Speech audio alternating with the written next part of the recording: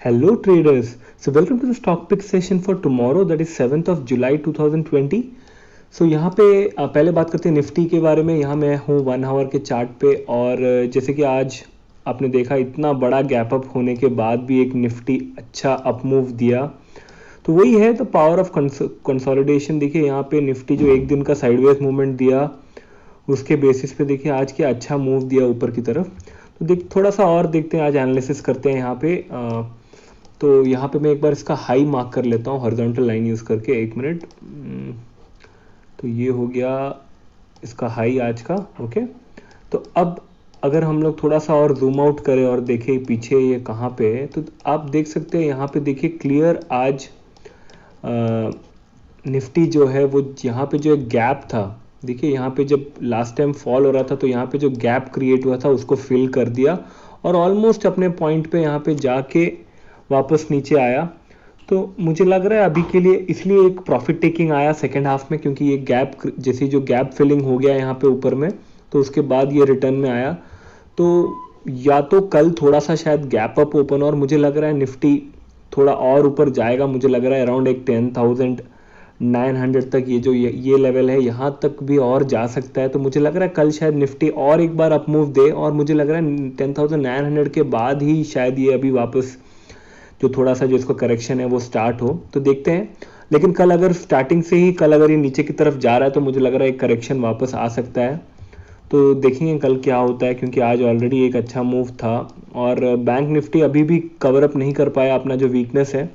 तो bank Nifty में भी वो एक मूवमेंट बचा है जो मैं कल आपको बता रहा था। आज भी थोड़ा सा बैंक निफ्टी स्ट्रांग था, बट लेकिन फिर से सेकेंड हाफ में सेलिंग आया। तो मुझे लग रहा है ऑलमोस्ट थोड़ा सा निफ्टी और ऊपर जाएगा। हो सकता है यहाँ तक 10,900 के आसपास तक जाके आए। तो वो देखते हैं कल कैसा रहेगा। तो अभी चलते हैं स्टॉक सिलेक्शन की तरफ। जो पहला स्टॉक मैंने कल के लिए सेलेक्ट किया है वो है एशियन पेंट्स। तो एशियन पेंट्स में आपको याद होगा पहले भी मैं आपको एशियन पेंट्स दिया था, क्योंकि यहाँ पे एक बड़ा ट्रायंगुलर ब्रेकआउट हुआ था। उसके बाद एशियन पेंट्स जो मूवमेंट दिया उसके बाद आप देखोगे तो बहुत छोटे एरिया पे कंसोलिडेट करता जा रहा है एशियन पेंट्स। अगर यहाँ पे देखोगे तो यहाँ पे ये एक रेजिस्टेंस है जिसको ये कंटिन्यू, देखिए यहाँ पे एक अटेम्प्ट दिया, फिर दूसरा, ये तीसरा, और यहाँ पे कंटिन्यू उसी रेजिस्टेंस के सामने। अगर मैं 15 मिनट्स में जाता हूँ तो आपको और क्लियर दिखेगा यहाँ पे क्या ट्राई कर रहा है एशियन पेंट्स। देखिए यहाँ देखिए, यहाँ से शुरू किया हायर हाइज बनाना, ये सेकेंड हो गया। अब ये यहाँ पे फिर से सस्टेन किया तो ये इसका फिर से एक हायर लो। तो अब मुझे लग रहा है कल शायद यहाँ पे एक ब्रेकआउट मिले हमें एशियन पेंट से। उसके लिए बहुत ज़रूरी है कि कल ये जो एक 1711 1712 का जो है एक रेजिस्टेंस इसको तोड़े। तो 1712 एक अच्छा एंट्री पॉइंट बनेगा एशियन पेंट पे। फर्स्ट टारगेट ऑटोमेटिकली ये वाला हाई बनता है अपना, जो कि बनता है 1720, जो कि एक्चुअली बहुत छोटा टारगेट है, बट फिर भी मुझे लग रहा है शायद इस एक रेजिस्टेंस को तोड़ के कल एशियन पेंट ऊपर की तरफ जाए। तो ये हो गया एशियन पेंट्स, जिसको आप कल रख सकते हैं अपने रडार पे कल के लिए, इंट्राडे के लिए। और जो नेक्स्ट स्टॉक मेरे पास है वो है सन फार्मा। तो सन फार्मा में देखते हैं। सन फार्मा देखिए एक्चुअली वो एक अपना रेजिस्टेंस तोड़ने की कोशिश कर रहा है, ठीक है। तो अगर मैं यहाँ पे बनाऊँ तो ये ऑलमोस्ट यहाँ पे एक रेजिस्टेंस है जिसको वो तोड़ने की कोशिश कर रहा है, ठीक है। तो यहाँ पे 2 बार कंटिन्यू अटेम्प्ट दिया, डबल टॉप बना के नीचे आया, ठीक है। अब ये फिर से एक अटेम्प्ट दिया, अब यहाँ पे आया। तो देखिए अब यहाँ पे जो इसको सपोर्ट मिला, अब यहाँ वापस सपोर्ट मिला, और ये लास्ट 2 दिन से ऊपर जा रहा है हायर हाइज बना के। देखिए ये मूवमेंट देखिए यहाँ पे, ये ऐसे गया, फिर आज के दिन यहाँ से फिर से रिट्रेसमेंट लिया। तो ये देखिए धीरे धीरे हायर हाइज बना रहा है। तो मुझे लग रहा है कल जैसी ये जो एक लेवल है इसके ऊपर जाते ही कल सनफार्मा में एक अच्छा मूव मिलेगा, क्योंकि देखिए इसका स्ट्रेट टारगेट तो ये वाला है वापस, ये एक और बार अटेम्प्ट ज़रूर देगा। तो आप इसे चाहिए तो स्विंग के लिए खरीद सकते हो अभी से ही। मुझे पूरा भरोसा है कि ये वापस अपना एक बार यहाँ पे अटेम्प्ट देगा। तो लेकिन कल के लिए हम लोग छोटा टारगेट देख रहे हैं। तो ऑलमोस्ट कल जैसे ही 480 481 के ऊपर जाता है तो आप बाई कर सकते हैं फॉर अराउंड 485। मुझे लग रहा है उससे ज़्यादा ही टारगेट हम लोग को कल के लिए मिल सकता है। एक बार देखता हूँ यहाँ पे कोई आसपास ऐसा रेजिस्टेंस तो मुझे नहीं दिख रहा है, फिर भी एक अराउंड 490 के लिए आप टारगेट ले सकते हैं। जैसे एक बार 480 481 482 क्रॉस होता है तो 490 के लिए आप यहाँ पे टारगेट ले सकते हैं। कल अगर सन फार्मा में कल इससे ऊपर जाता है तो यहाँ पे प्योर प्राइस एक्शन है कि ये कैसे धीरे धीरे स्लोली हायर लोज बना रहा है।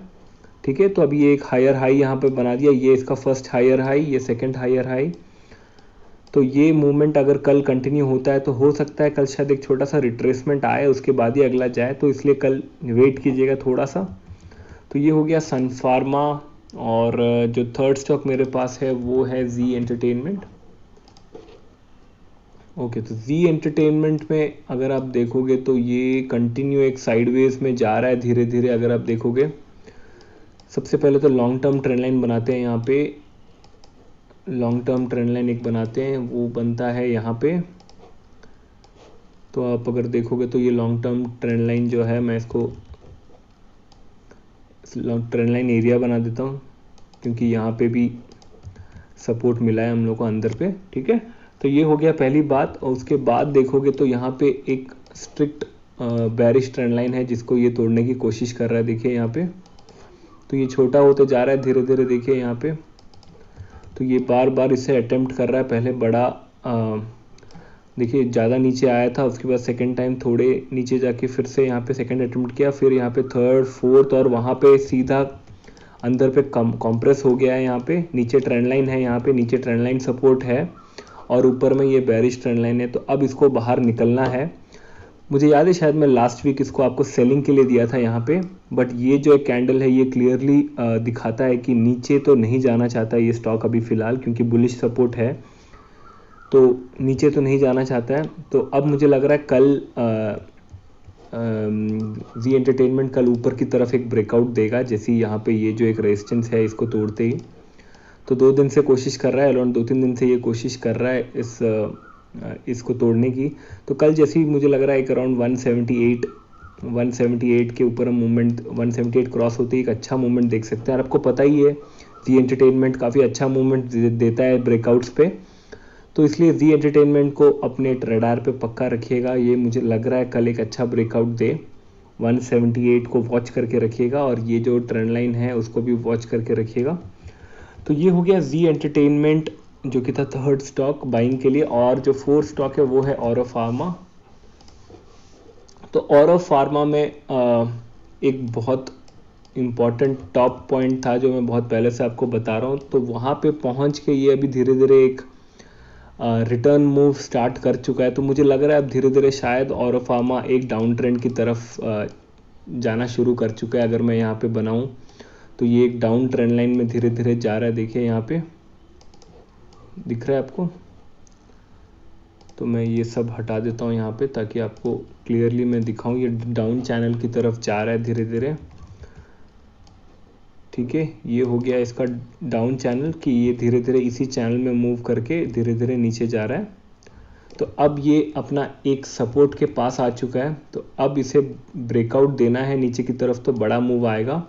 तो कल मुझे लग रहा है कि अगर इस एरिया के नीचे जाता है, क्योंकि कल हो सकता है कि शायद यहाँ से ये एक बार ये चैनल को टेस्ट करने जाए उसके बाद फॉलो, लेकिन कल अगर डायरेक्टली इसके नीचे जाता है, ये जो लेयर यहाँ पे दिख रहा है आपको, यहाँ पे जो मैंने बनाया है अराउंड बनता है 764। तो 764 के नीचे जाते ही 764 के नीचे प्राइस जाते ही ऑरो फार्मा में एक बड़ा फॉल हम लोग देख सकते हैं। फर्स्ट टारगेट आप ऑटोमेटिकली यहाँ पे ये जो एक सपोर्ट यहाँ पे पहली बार था तो वहाँ पे 755 का देख सकते हैं। यहाँ पे 755 का फर्स्ट टारगेट आप बना सकते हो। और अगर उसके नीचे भी जाता है तो नेक्स्ट जो आएगा, एक मिनट, ओके, नेक्स्ट जो आएगा वो यहाँ पे बनेगा इसका सपोर्ट अराउंड 745 का। तो ऑरो फार्मा में मैं सेलिंग के लिए आपको दे रहा हूँ क्योंकि ये एक बार अपना ये फिर से यहाँ पे एक बार मुझे लग रहा है फेलियर हो गया है, अपना जाके टॉप टच नहीं कर पाया। जो मैं आपको वीकली में दिखाता हूँ, एक बार वीकली में मैं आपको दिखाता हूँ। ये एक बहुत ही स्ट्रॉन्ग ट्रेंड लाइन था। अराउंड 28 दिसंबर 2015 से ये स्टार्ट हुआ है ये रेजिस्टेंस यहाँ पे होना, मतलब ऑलमोस्ट 5 साल पुराना ट्रेंड लाइन है जो कंटिन्यू यहाँ पे हर बार यहाँ फेल हो जा रहा है। और इस बार फेल होने का ज़्यादा चांस इसलिए है क्योंकि आपको याद होगा मैं शायद 1 महीना पहले जब आपको बताया था इसके बारे में तब भी यही बोला था कि कोई भी इम्पॉर्टेंट रेजिस्टेंस है उसको तोड़ने के लिए इतना फास्ट मूव से तोड़ना बहुत मुश्किल होगा। तो यहाँ पे आके शायद थोड़ा सा इसे कंसोलिडेट करने के बाद ही ये शायद इसे तोड़ सकता है, मतलब वहाँ पे ज़्यादा बायर्स को कलेक्ट करने के बाद। तो अब मुझे लग रहा है ये थोड़ा सा एक करेक्शन हम लोग को देखना है, क्योंकि कंटिन्यू आप देखोगे तो वीकली में सिर्फ ग्रीन कैंडल्स ही बने, तो यहाँ पे एक छोटा सा करेक्शन आने का पूरा चांसेस है ऑरो फार्मा में।